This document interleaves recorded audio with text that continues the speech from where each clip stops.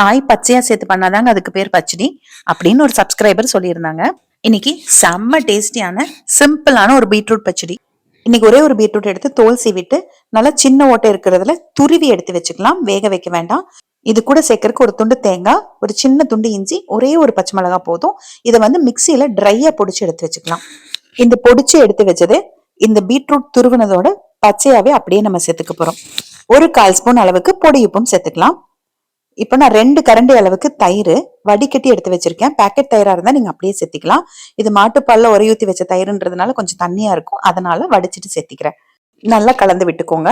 நான் ஏற்கனவே பீட்ரூட் பச்சடி ரெசிபி போட்டிருக்கேங்க. அதுல பீட்ரூட் துருவி ஆவியில வேக வச்சு பச்சடி பண்ணியிருந்தேன்.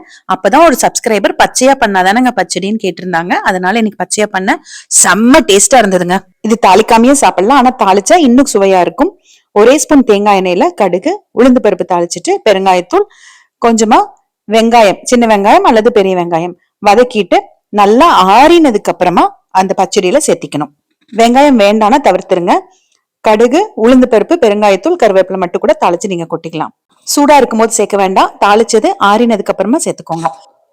கொஞ்சம் கொத்தமல்லி தழை கூட சேர்த்திக்கோங்க. இப்ப இதே நீங்க காலையில செஞ்சுட்டு மத்தியானம் லஞ்சுக்கு எடுத்துட்டு போற மாதிரி இருந்தா இதை முதல்ல செஞ்சுட்டு ஃப்ரிட்ஜ்ல வச்சிருங்க. கிளம்பும் போது எடுத்து டப்பால போட்டு போனீங்கன்னா மத்தியானம் உங்களுக்கு தயிர் ரொம்ப புளிக்காம இருக்கும். ஃப்ரிட்ஜ்ல வைக்கிறது ஹெல்த்தி இல்லைன்னு நினைச்சீங்கன்னா அப்படியே எடுத்துக்கலாம்.